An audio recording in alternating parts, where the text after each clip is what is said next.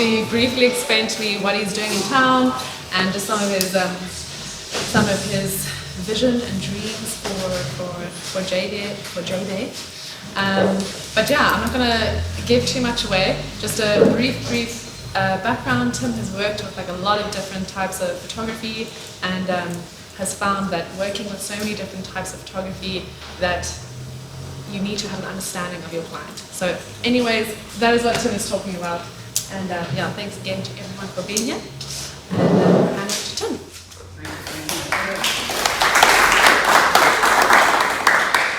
I might move once or twice. Hello everybody, thank you so much for taking the time to come out here. I've got 15 minutes. I'm going to speak very, very quickly. And let's get going. So yes, my family and I moved to J-Bay 8 weeks ago. We're very excited to be here. And hopefully through this presentation, this is a photographer's perspective. And I know that there are many people here from different backgrounds, but also you work in different environments and with different people. But hopefully I can spark something here which makes you think about your approach or your attitude of your client in a different way. That's the whole purpose of this. And here we go. 15 minutes.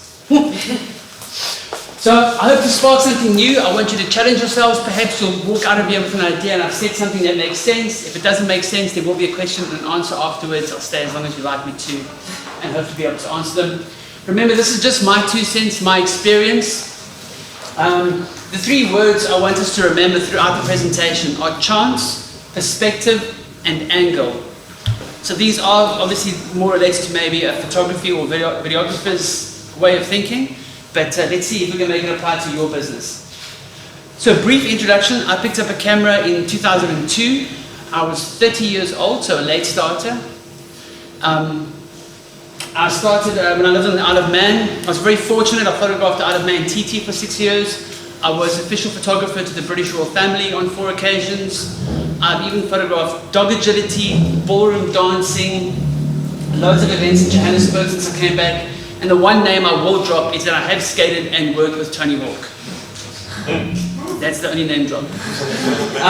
So skateboarding. So first of all, I am a skateboarder. At 50 years old, I've had 2 knee surgeries and the usual dozens and dozens of bruises and bashes and stuff.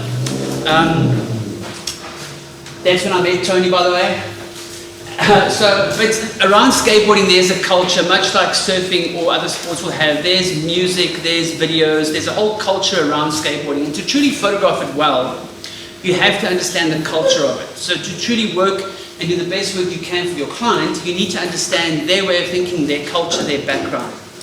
So briefly, as a skateboarder, I start photographing skateboarding and I figure out angles and lines and lighting so much quicker because I've looked at so many skateboarding magazines, I've watched so many skate videos. This one, by the way, has no artificial light on it and the sun is behind the skateboarder. So how is he lit? But that's for another time. I also know skateboarding intimately well. I don't shoot it on burst, for example. Most cameras go like brrr, and you've got like 12 frames you can choose from. Because I'm a skateboarder, I know exactly the moment that I want to take the photograph. So I prefer to catch it just before it's on the rail. Like on the left, that's a backside nose blunt, and that's a back lip on the right. But that's the moment I want to catch it in there. I don't want it on the rail, that's just too easy. I want it at that sort of angle, makes it look more exciting, more dynamic to me. I told you I was going to talk fast. So with being a skateboarder as well means I can set other skaters' minds at ease, that wherever I'm going to stand is going to be safe to them and me. This is shot obviously with a fisheye lens, and he's probably only about 1.5 feet from the camera lens when he's doing this. Especially he's doing a kickflip melon fakie, but his front foot's kicked out like that. But because he trusts me and I've got a fair idea where he's going to be, we can get the shot done safely. This will show up better if the lights are a bit darker, but we set the edge of a ledge on fire and had a guy skating through it. I find it tedious to Photoshop fire. I'd rather just set things on fire. But the pyromaniac inside me enjoys it too. And it comes to, and then black and white photography is something that I've really sort of taken a strong liking to. With black and white, you remove all the distractions of color and you focus on people's expressions and on the people themselves. You also focus a lot more on line and texture and shadow. Putting guys at ease means getting into funny angles. I don't know why Brandon was laughing in this image, but this is me lying on the ground shooting up to accentuate the height of his trick. there are a lot of creatives in skateboarding. This is an amazing photographer based in Johannesburg, Andre Bardelos, who photographs a lot of South Africa's most famous, well-known bands. He photographs Jack Sparrow, the Parlotones, Billy Sickard, all those guys. But he's a skateboarder. And this is a demo that Tony Hawk did in Johannesburg a few years ago. And now we're starting to see how, this is my personal vision of how I want the photograph to look. So not like what we would see in a magazine. He's side lit by the light. You can just make out the shape of Tony. There's the line of shadows coming across the bottom of the concrete bowl behind him. And this to me is more of an image that draws you in. You can't just look at it and see what's going on. You've got to study it for a bit, which is what you want to do. Look at it a bit deeper, see what's really going on there. Again, shadows and angles, it adds an element of the story within the frame. So not just the skater on the ramp, but the skater, his shadow, makes it a bit more dynamic. And now we get to those three words that I spoke about at the beginning. Chance. Now, this was a fluke photo. Chris was trying a trick on the ramp in front of me, so the lights were set up to photograph him doing the trick over the channel. And this is him walking back down the ramp to have another go at the trick. And I thought to myself, as he walked, imagine if I just caught the sun as he walked past on his board or something. And I got the sun just on the edge of his board there. One shot, that's why the lighting is so directional. The lights were set up for something different. I took a chance, and I love how the image came out. There's enough of a silhouette for you to identify who it is carrying a skateboard. That's the first element we want to think of and pay attention to, is taking a chance. Sometimes the risk pays off. We always want a different perspective, and by perspective we can also mean technique. Yeah, this was a drag shutter, so a very slow shutter speed, and the flash fired at the end of the exposure, which is why there's a bit of a blur. And this was Louis Peixoto in Johannesburg again. Again, now it makes the image a bit more dynamic, a bit different to what a standard skate image might look like. And then an angle, a unique angle, a unique approach, whatever makes your perspective on solving a problem or solving an issue that your client might have more personal, unique. So yeah, you can spot the skater. There's David Lloyd over there on the edge of the bowl, but there's his shadow. And most photographers would shoot straight into sort of side on to get the guy in the light, or there were a few guys who were carrying strobe lights around on the day. But for me, the silhouette like that, the fact that he was just in the sun enough for him to stand out, and then to have the line of shadows at the bottom, and then the size of the crowd in front of it tells a unique story. So that was now angle. So let's go on from here. I'm not a biker. I don't ride bikes. I don't pretend to know that much about bikes. I used to watch a lot of F1 when I was younger. So when I moved to the Isle of Man, it was the same time that I picked up a camera and started teaching myself photography. And within a year, I had a job working for a professional company on the Isle of Man. Right place, right time. I lucked out completely. And I was very, very enthusiastic, and I think that's what carried me through and helped me learn so much so quickly.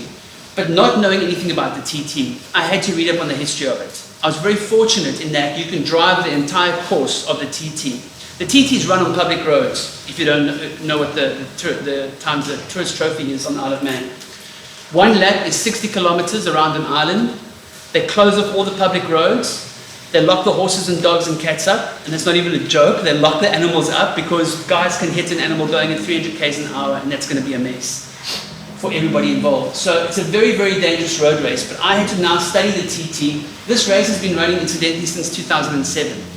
But around the TT, so much else is going on. There are races on the beach. There are stunt riders up and down the promenades. But yeah, so I just keep thinking 15 minutes. But here's a good idea that gives you the context of the Isle of Man TT. So these are super bikes, 600cc and bigger, that race on public roads. You can see the proximity to the spectators. You sit by the side of the road in some circumstances, in some places. There's the speed limit, that's 30 miles an hour. His front wheel's up, so he's going more than 30 miles an hour. You can see the petrol station sign in the back there. The TT is a very dynamic race. simply the scale of the event is huge. If you imagine one lap, 60 kilometers long around an entire island, where if you go to a race circuit, it's a 2K track, 2.5K track, and you can watch the bikes run most of the circuit. Yeah, you can yell them from miles off, and they blitz past you at 200 to 300 k's an hour, and then they're gone again, and you've got to sit and wait for 17 minutes. That's how long a lap time is, 60k lap along these roads, 17 minutes, and they come around again. The whole dynamic is very different. So in telling this story, you have to get as many angles in a smaller location as possible, because you can't leave now and drive somewhere else and get the same guy going on the circuit more than 4 times. 4 times is it. The bigger races are 6 laps. If you're lucky, you'll get in for 6 laps. Again, this is the first TTI shot I got this image, and what was amazing about it was that it's 2 riders neck and neck on the circuit. When the guys initially start off, they start off at, I think, 10-second intervals, and on the first lap, number 3, John McGuinness, had passed Alistair Archibald on number 1, had passed him, and they stuck around the whole race like this, and it was one of the most talked about races after that year's TT, was how these 2 were neck and neck the whole time, the whole way around the circuit. And this photo was actually used on the following year's program. It was on the back cover of the program. You learn to identify different spots on the Isle of Man TT. This is very clearly Ago's Leap. The guys come up a rise, and as they come up a rise, their front wheel lifts up, whether they wanted to or not. Just as they come up, the bike does that, and they've got to push it down. Shooting the TT, I had to understand the culture of the event and understand the history of it. So Kate's cottage up there used to be a mountain shepherd's cottage, which was built in 1869. It was called Keppel Gate Cottage and then Kate's Cottage, and then depending on who you believe, a BBC commentator got the name wrong and called it Kate's, or it could have been just a simple typesetting misprint, but now that is known as Kate's Cottage. And that is a classic TT image that you can only get if you have a professional photographer's pass, because you've got to stand at the bottom of the straight, behind the hay bales, looking up, and that's how you get the shot. So the first thing in this new environment is I had to figure out how to photograph what everyone else saw. I had to get comfortable with the riders. This is Nick Crow and Mark Cox. They won the sidecar race in 2008. And it's actually quite a sad photograph, because the following year they crashed in 2009. They hit a hare at, I think, 100 miles an hour, so about 160 k's an hour. They survived, but Mark lost an arm. Sorry, Nick lost an arm, and Mark has got one leg 4 inches shorter than the other and a new hip. That you can imagine falling on a road circuit. It's not like a racetrack where you've got gravel traps and hay bales to bounce off of. You smash into a wall or a lamppost or something. Telling the whole story also involves following the riders around the circuit and then racing back to the grandstand in time to get them celebrating on the grandstand. But now we come to our 3 photographs. So chance. So when I was racing around the track, a marshal said to me, "Hey, you must see Rutter come through here. He's bouncing off the curb every time." I'm like, "There's no way he's bouncing off the curb in this spot." He says, "Stay and wait." And I waited, and the next lap he came through. You can't see it clearly, but both wheels, he's actually hit the curb as he's gone around the corner, and both wheels are about 2 inches in the air at this point. And it was such a unique photograph for that section of the track that this was in the newspaper the next morning. Changing your perspective, this section coming into Braddon Bridge, I wanted to show the speed that they're going through at. And as it happened, the light was fading quite quickly, because this is quite a heavily shaded area. So your shutter speed's going lower and lower as you're trying to keep the action in the frame. And I just thought afterwards, look, there's no point in trying to freeze them. Let's just try and pan and get a blur. And it just happened that one of the guys he won this year, John McGuinness won this year. So I got a photograph of him coming through there with the panning. So this is just changing my perspective. I'm not trying to freeze the individual like so many other images. I got that image. So coming into, this is the last photo of the TT I'm showing you, coming into a place called Ramsey. The riders go through one of the fastest parts of the circuit where they go just over 300 k's an hour. They slow down a bit to about 280, 260, and then they come into a small town. And for the town square, they've got to go a right, left, and they head up over the mountain. Are you nodding? Do you know the TT? You know this part? Somebody nods. No, I thought. No. Okay. I think I know this part. I watched the photo. Oh, there you go. Well, this is, they slow down. They go like it's a tight right, left through the little town. This is the one This is the second slowest part on the course, I think. Anyway, so all the photographers stand around the town square like this to photograph the bikes coming in, and the few brave photographers will stand behind the big hay bales. Now when I say big, it's almost 2 meters, the hay bales, monster things. The brave photographers stand behind the hay bales because the bikes are coming straight towards you. They go hard on the brakes, and that's when most things go wrong, especially amongst amateur riders. Then they turn in right again, and then left and up the mountain. But then again, you get photographers who are a little bit silly because they're skateboarders and they think they can put themselves in risky positions. So I waited until he was leading the race, and I waited until I could hear him coming around a corner there, looked where the marshals were, where the race marshals were, and I stepped out from the bale and lay down on the road. And it's the only way to get the angle where you can see all the faces behind the rider. So you lie there, and the marshals are so busy watching the first 3 or 4 bikes come through, they don't shout at you, and when they see you, all hell breaks loose, and you just jump up and go, "Look, I'm sorry, can't do that." And you keep in ignorance and you carry on. But nobody else got the shot that year, so that I'm very proud of because that was my angle for that year. Nobody was that stupid to go and take a chance like that. And then sometimes we get those clients, we'll speed up, those clients we hate. So I had a job for a client, they phoned me up, and the photographs that their photographer had taken of their gym were too bright. They were too bright, they were too pretty, they wanted something darker and moodier, and now the deadline was yesterday. So I shot, these are the photos that they wanted replacing, by the way. Those are decent photographs. But the problem was for the client is he could see through all the glass windows, so he could see the buildings on the outside, which he didn't want to see. Now this client wants the photos now, and this was a Friday. So what we did is I arranged everything for a Saturday. We were going to shoot at night. So he gave me a shot list. This is the shot list he gave me. Part 2, part 3, just to give you an idea. So this is the shot list he gives me. I decided to shoot continuous light. I've got someone to help me. On this particular day, the lockdown was in effect from, I think, curfew was 9 or 10 o'clock. So we realized we're going to stay overnight and just shoot through the whole night. It's the only way to get the job done. Sunday, then deliver by Monday. And so my friend and I started shooting. So straight away, shooting at night meant you could see nothing through the outside windows. And I'd shot the launch photos of this gym that day as well. They had a big sort of launch with dancers and everything like that. And then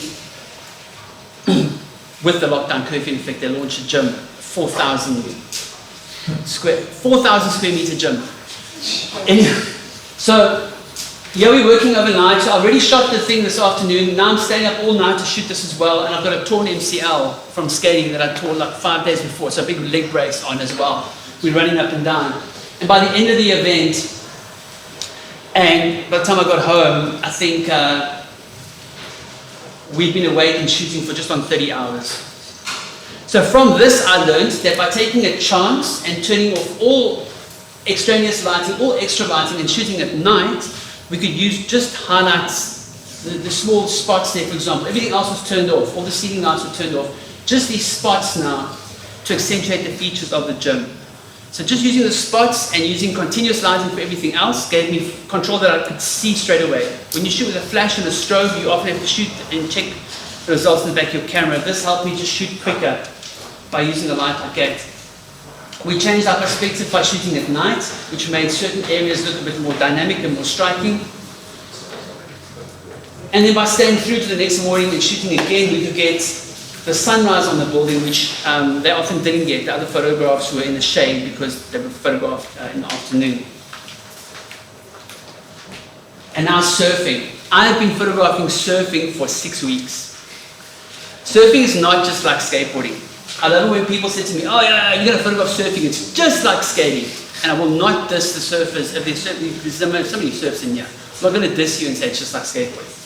But now I have to learn all about surf photography, so I can draw on all the techniques I've learned from other things. I have to understand that there's a culture, there's a way of approaching surfing, there's a respect in certain areas, there's an acknowledgement of other photographers who might be on the beach. There's a whole culture around it. I mean, skateboarding, skateboarding came from surfing. On flat days, that's why the first guys started skating. So we kind of owe you guys one. So we've got to respect it. So I start photograph surfing. I start figuring out timings and that. And these are a few shots I'm getting. I like telling story. You call those tea bags? You still call those tea bags? We used to call them tea bags. You do. There's a bodyboarder. Now I want to tell story, and now there's a unique perspective for me to start photographing the culture and what happens around surfing. And these are a few images now of mine that I've taken recently. Obviously, like I'm very new to this now, so I'm learning. But now I'm going to take a chance. So I want to shoot in black and white. I love black and white images. I love how if I shoot from a slightly higher angle, especially in the afternoon, all the spray is lit up and the water around it is dark. And now the spray will show so much different. So that's me taking a chance. My perspective is I'm going to photograph the funny things that I see that happen. Can you see his foot tied to the leash there? I think there's one foot sticking out. And well, I think that's so funny for a non-surfer now. This is my own perspective. And then angles. I want to try and fit the wave in different ways and show off the spray, how the guys has moved through into that cutback and what it looks like now. So that is my angle, my approach. So at the end of 17, 20 minutes, your client's culture, what is their soundtrack? So by soundtrack, I mean like what's their vibe, what's the company's mission statement, what are their goals? So whenever approaching a new client, whether you're writing software, whether you're designing something for them, getting to know the person intimately, getting to know them as a human being in fact, will help you to understand what drives them and what their goals are. When I ask them what is part of their course, what is their acceptable delivery time or date or whatever, and try and always exceed that. You've heard over-deliver so many times, I'm sure. Over-deliver whatever you've promised to them, that's what's really going to count. And then trust in and apply your unique set of abilities. With photography, I could stand up here and tell you everything I know about photography. You will never take a photograph like me because you haven't had my life history. You haven't had the joy and the trauma that I've had. We haven't seen the same things. We haven't been to the same places. But that goes in reverse as well. You can take a photograph that I won't be able to take. You can solve a problem for a client that I wouldn't have a clue where to start with it, because you have to trust in your innate ability that your history, that your voice counts for something and matters. And then after that, just go out and find your own angle. And that, ladies and gentlemen, is it. Thank you so much.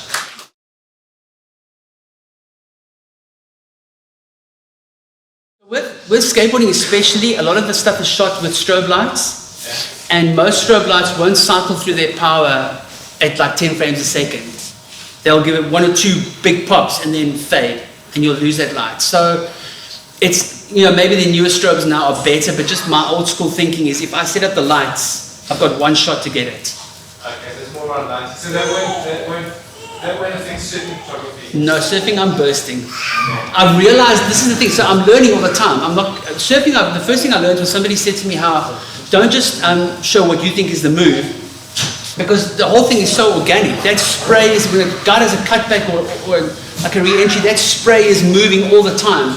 And I learned very quickly to shoot the burst of whatever move, because he might like this frame and you prefer that one. And also there's a whole sequence you're capturing where guys prefer to have a sequence of a move. A lot of skateboard, so now you've got me thinking, skateboarding as well, there's certain tricks which look great as a still, there's certain tricks that have to be shot as a sequence, and then you wouldn't use lights. You would tend not to use lights on those because you'll give your rider an epileptic fit, because it's like 11 flashes a second, someone's going to get disturbed by that. And there are other tricks that don't work in a photograph, they have to be filmed.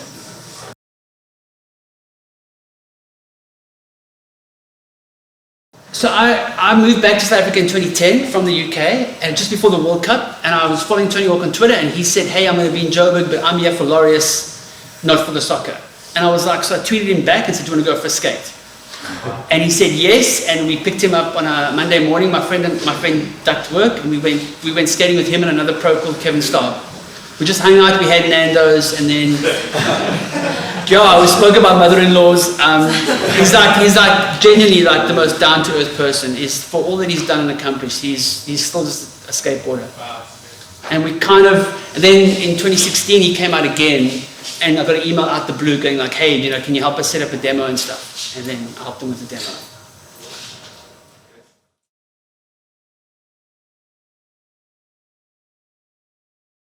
So if I can use surfing then as an idea. So I have an idea of what a surfing photo should look like, but I don't know surfing as intimately as I know skateboarding. And because I know skateboarding so intimately, I can imagine the depth that there has to be learned for something like surfing. So with the TT, knowing so little, the TT only runs once a year, but the photographs, so I could drive the course, and you would drive the course backwards, because that's how a photographer would look at the course. And then you look at all these angles that you see in photographs. You don't drive it like a rider would, you drive it like a photographer would, backwards.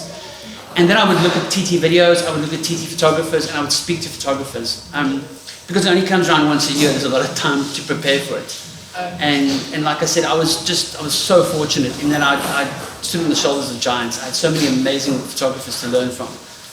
And so with any new project, with the internet, the whole world is at your disposal to research almost any topic. You can get this opinion, you can get that opinion, you can research. So much information is there and available. There's online courses for things. There's no excuse to not at least know a little about something new, as opposed to walking completely blind.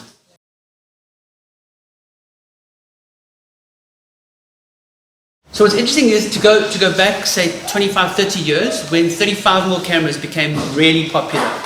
They were seen by professionals as a hobbyist's camera. Nobody buys 35mm anymore. Well, because a professional uses 120 film. It's like Hasselblad. Then what happened is that became the norm. So now everyone says full frame is so amazing. First of all, so photography does change in these ways all the time. And the whole video thing, I think because we're consuming so much more information so much quicker, and we want it now. Just show me now, and video is that story that people want told. I know Instagram as well is moving to video in a big way. I think what it might do ultimately is it might give more back to photography in the sense that people might see the skill it takes to grab just one moment in a frame that looks so amazing. It might elevate photography in some way to, well, I hope so, because people will be so focused on video and it'll drive towards video that much. But there's definitely a push towards it. There's been a push towards video for a long time. I mean, on news, if you watch something on CNN or you watch something online or whatever, you want to see a video. This is what happened here. Here's a video of it. It's easier to consume, I suppose. It takes less thought and thinking about it than a photo might. A photo might sort of demand more of you to make sense of it, whereas a video will just spoon feed you the whole story. Does that kind of make... It's a great question, because this is just my quick opinion, I'm thinking of it now, but that's a discussion we've had with a lot of videographers and photographers in the past.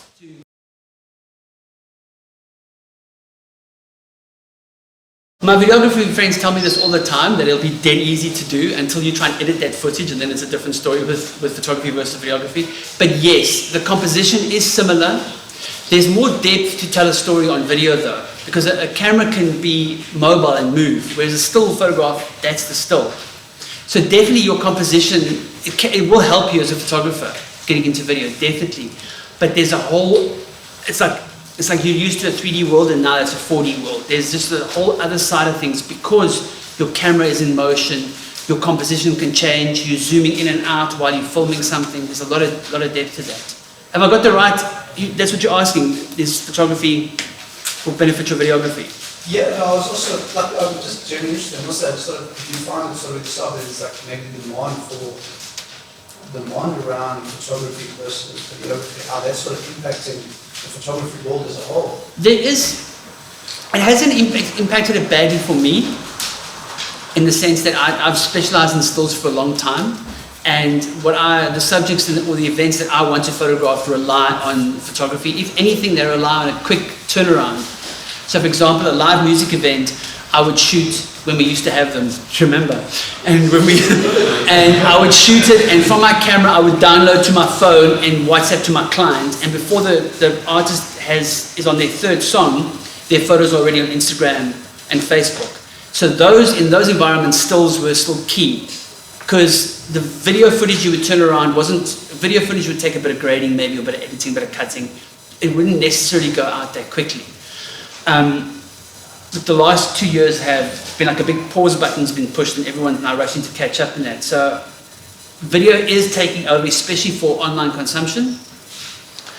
But in the environments that I work, I love documentary work, I love like wedding work, for example, and my stills are what I've sort of made my key, the key thing that I produce. It hasn't really affected me that much. Guys at events and that I know are sometimes being asked to do both.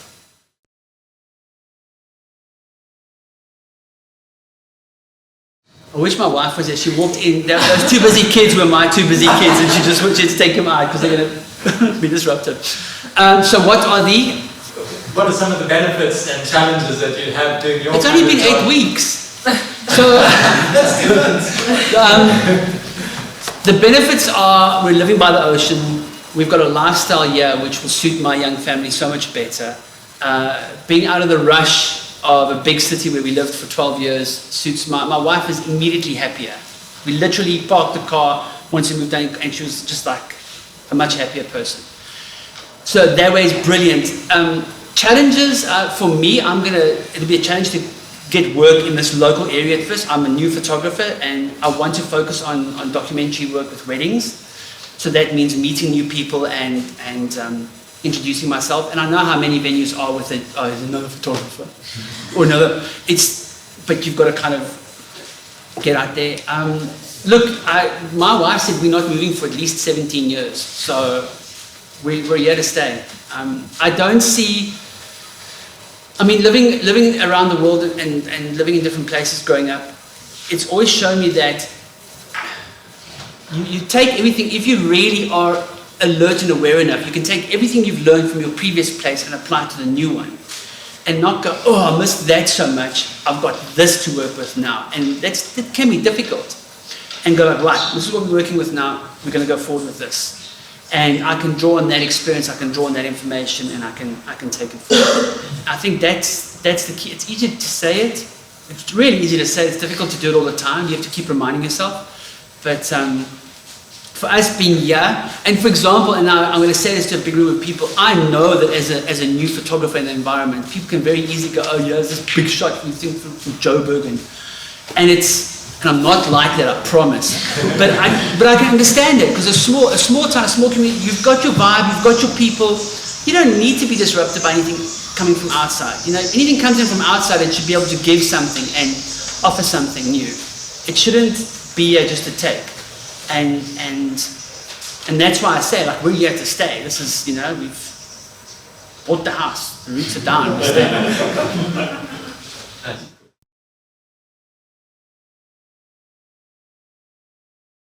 I feel your pain. I feel your pain. It's social media and the fact that I would see clients go to a photographer who's got 20,000 followers and give them the job because of 20,000 followers and I would miss out, whereas I would be far more experienced and qualified to do it, but I've only got a couple of thousand followers. So there is definitely, people are putting far too much importance on it. I feel that there is a change coming, but again, now this is where the video thing ties in, because now Instagram is just photo sharing, it's not just photo sharing anymore, it's a lot of video, it's a lot of reels, it's a lot of the stuff that Facebook does as well.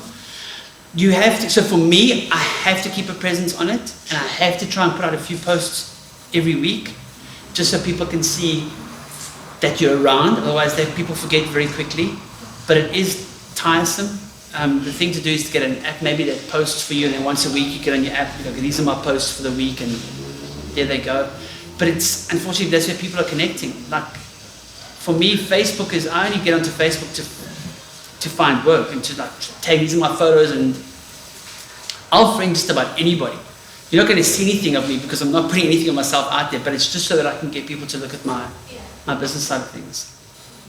It's tough. It's not, and there's some people who it's like their life. They can post Instagram posts and do reels and do videos and do the whole thing all day long, and I find that exhausting. It's not me, yeah. But there's a lot to talk about with that question. Thanks everyone.